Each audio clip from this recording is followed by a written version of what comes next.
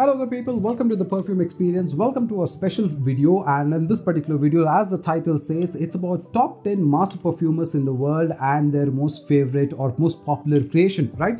Now, first of all, the credit for this particular video, I think I would like to give it to the website called G.O.A.L, because I was browsing the other day and I was trying to do some research about fragrances, and then I came across this article and then I thought, wow, this is a very interesting article because there were some names on this particular list that I really did not make it into the top 10, and I was like, quite wow, can that really happen? So if you think these are not the top 10 people, who really are, right? So for example, we're talking about Edmund Rodniska, okay, who made Dior Sauvage, Eau Sauvage, right? He is not in the top 10, okay.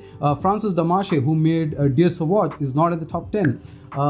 Somebody like Oliver Poge, who made Dolce & Gabbana The One, or even for that matter, Jacques Cavalier, who made Aqua Amara, right? So when these folks are not in the top 10 list, so that basically questions itself to figure out, so if these are not master perfumers, then who are? So who are the top 10? And that's what we're going to find out in this particular video, right? So let's get to it. You're watching the Perfume Experience. Let's start.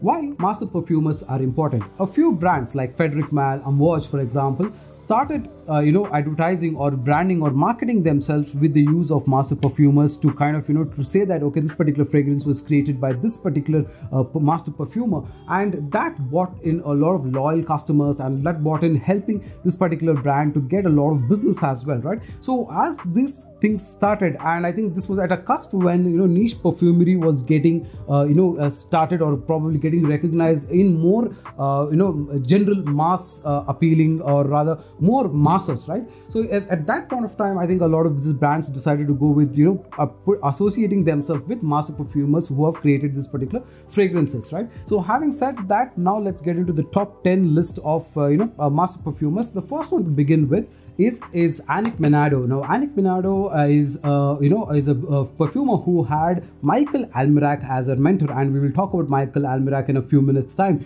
Now her top 3 creations are, of course, Boss Bottled. Hugo Boss Bottled is her creation, okay. Boucheron Home, Jaipur Home, which is her creation, and Acqua di Gio Pour Homme is also her creation, okay. But I think one of the most well recognized fragrances that's there across for women is Hypnotic Poison from Dior, is also a creation. But for me, I would say Boss Bottle definitely wins that, right? So that's her creation. So those are 3 creations that she is very popular for, and plus along with that, Boss Bottle is one of her most known fragrances, right? Number 9 is Pure Bourdon. Now Pure Bourdon, and you will note that this is officially known as the only student with who Edmund Rodniska had, right? Okay, so he was the only student for Edmund Rodniska, and he is known that he officially created the first aquatic fragrance in the world, okay. Now third part that is very popularly known for is creating a lot of the Creed fragrances. So the most popular 3 fragrances that he has created is Green Irish Tweed, Millesime Imperial, and Usoloro Kuros. Okay, those are 3 popular fragrances that he has created. However, the most popular fragrance that sells even today is David of Coolwater. Now David of Coolwater is Pure Bourdon's creation, and this is the official first aquatic fragrance in the world, right? And it still sells today too, right? So this is how popular this particular fragrance is, and these are all creations of Pure Bourdon. Now Edmund Rodniska, like I said, was the creator of Dior's Eau Sauvage, which is one of my favorite scents. So you know that he has learned something from him. You know that these are some fragrances that are fantastically done. Number 8 is Michael Almirac. Now Michael Almirac is also a very well-known perfumer who has worked with I think G.O.A.L for a long time. But then the 3 fragrances that he's most popular for, of course, is, I have a decant of this. This is the Jupe Home Pour Homme. Okay, so Jupe is one of them. Chloe is another fragrance, or Chloe from the house of Chloe is another fragrance that is very popular for. But another fragrance that is absolutely very popular for, of course, is the Fahrenheit from Dior, which is got the gasoline vibe to it and all of that. That is a very popular fragrance. If you're not able to have Fahrenheit, you can try Scentadelic's, I think, one of the Timeless series. 13 I think is basically that particular fragrance. So you can absolutely try those fragrances as well. And of course Gucci Pour Homme 1, right? So that is also a creation by Michael Almerac, and that's number 8. Number 7, let's look at another master perfumer who has got about 7,000 creations under his name. I'm talking about Alberto Morillas. Okay, now Alberto Morillas has done a lot of fragrances and worked with probably the most brands across the world. Now, one of the things about him is that most of the fragrances that he has done is mostly mass appealing and very well loved by everybody. So you can imagine when you have 7,000 fragrances that is reputedly designed, right? So having said that, let's look at his 3 fragrances plus is the most popular one. Albert Morillas' top 3 creations are Calvin Klein CK1, Gucci Guilty Absolute Pour Homme, okay, Men in Black, okay, Bulgari's Men in Black, and of course Giorgio Armani's Acqua di Gio Pour Homme. So those are like about Albert Morillas and of course Almerac. And let's look at number 6. Number 6 is Bertrand Duchefaux, and he's a perfumer whom I'm honestly not very well acquainted with because I've not really tried any of those fragrances that he's popular for.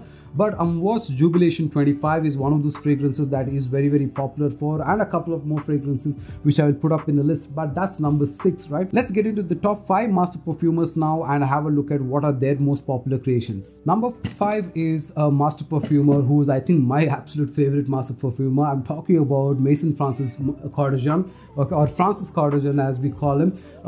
Basically, he's a perfumer behind very popular brands, and I think the whole creation of this niche perfumery to a different level, I think to some extent goes to a lot of credit goes to him. But he's more popular for a lot of time for creating a lot of other fragrances. Popularly, La Mail for Jean Paul Gaultier was created by him. Narciso Rodriguez created for him is created by him, right? Now when you think about these fragrances, but his most iconic creations can definitely be from the house of Maison Francis Cardigan itself, which is basically Baccarat Rouge 540. That is probably one of those creations which is absolutely wonderful.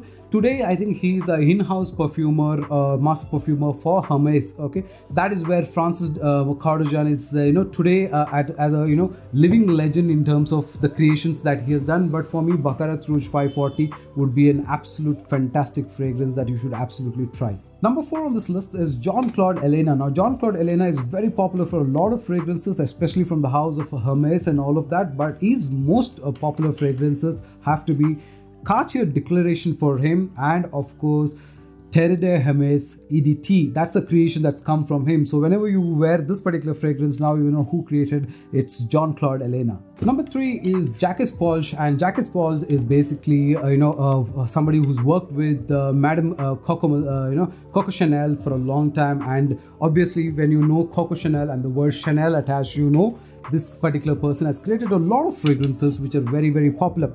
But primarily, if you look at Allure Homme Sport from Chanel, or Allure Homme Sport Intense from Chanel, all of these are creations. But I think the biggest recognition that this person can have is for creating the entire new genre of fragrances under the category of blue fragrances by creating this beautiful creation called as Bleu de Chanel from the house of Chanel, which is an altogether a new territory from where blue fragrances got created. And the credit for that entire line of blue fragrances that we enjoy today can be primarily credited to Jacques Polch. Okay, so that is number 3. So let's get into number 2, and that is a very, very fabulous house that we are very, very well acquainted with is Guerlain. Okay, so we are talking about Guerlain, which is number 2, but we are talking about 2 fragrance master perfumers from the house of Guerlain. So Jacques Guerlain and Jean Paul Guerlain are the 2 master perfumers when we talk about Guerlain as a house, simply because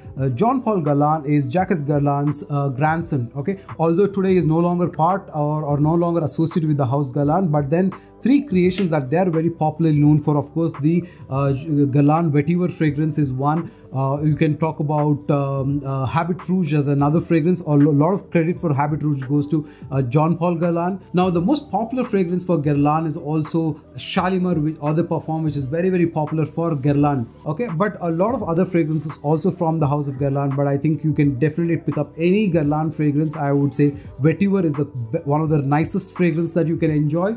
You can take Timeless 2.0 from the house of Centinelic, which is an alternative of Guerlain's Vetiver, right? So that is number 2. So if all of these master perfumers make up the number 2 spot up until number 2, then you can think about the only perfumer who was at the number 1 rig, and this particular perfumer can take a lot of risks in his creation, and those risks have gone really, really well. Unlike Jacques Cavalier, where there is a lot of mass-pleasing fragrances, this particular perfumer has taken those risks to create some fantastic fragrances, and we are talking about Dominique Rapion. Dominique Rapion is the number 1 master perfumer according to Scent Grail, and these are some of his creations which make him very, very popular. Thierry Mugler Alien, Portrait of a Lady by Frederic Malle, or Lancome's La Vie est Belle. Okay, these are certain fragrances that are very popular, but the most iconic fragrance that's credit goes to Dominique Rapion is for LNDLH, which is Yves Saint Laurent's La Nuit de l'Homme, is one of his fantastic creations. While there is done a lot of other fragrances like Calvin Euphoria and all of that, I think one